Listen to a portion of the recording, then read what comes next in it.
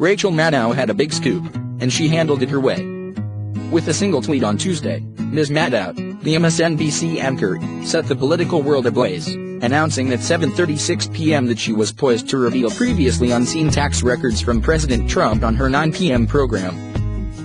In the need at this instant world of online news, 84 minutes struck some journalists as an awfully long time to wait.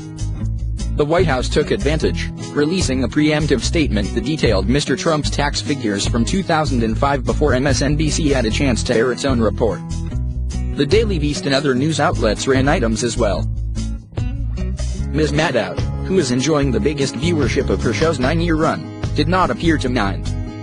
She opened her program on Tuesday as she usually does, with a deliberately paced, fact-heavy monologue, in this case reviewing Mr. Trump's past refusal to release his taxes to catch up viewers on why this new revelation mattered.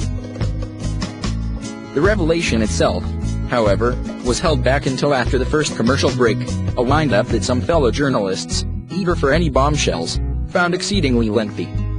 If you have news, Rachel, please tell us. Soon. I'm not young, tweeted Bob Lake, an ESPN anchor. Of course, right after a commercial break. This is the worst episode of American Idol, complained Zeke Miller, a White House reporter for Time.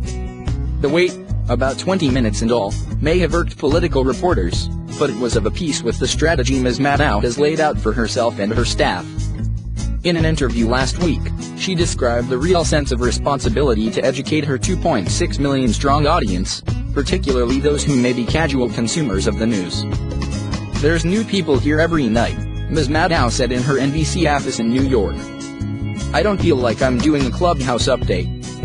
I don't feel like I've got a choir that was here at last night's practice too.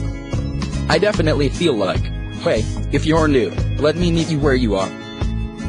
Ultimately, the reporting that Ms. Maddow eventually aired on Tuesday night's show 2 pages from a single, decade-old federal tax return was less groundbreaking than the mere fact that a portion of the president's records had surfaced at all.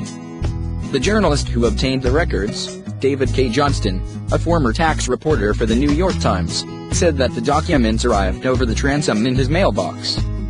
Mr. Johnston even speculated on air that Mr. Trump had sent the documents himself. The discussion between Ms. Maddow and Mr. Johnston veered into some odd directions, with Mr. Johnston mentioning a connection between Mr. Trump and the mob. And Ms. Maddow's opening monologue raised lingering questions about links between Mr. Trump and Russia, questions that no simple 1040 form, like the one sent to Mr. Johnston, could address. It was not until the end of the program that Ms. Maddow invited on an NBC News political reporter, Holly Jackson, who dialed in by telephone for a more sober analysis of the tax findings. By then, Ms. Maddow's show was about to end.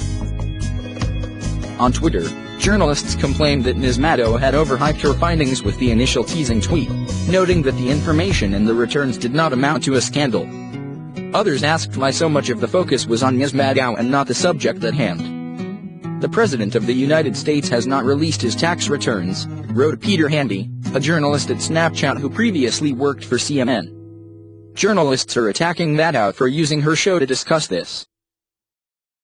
Good reviews or bad scoop or no scoop, Ms. Maddow's Tuesday program is sure to keep her at the center of the political conversation.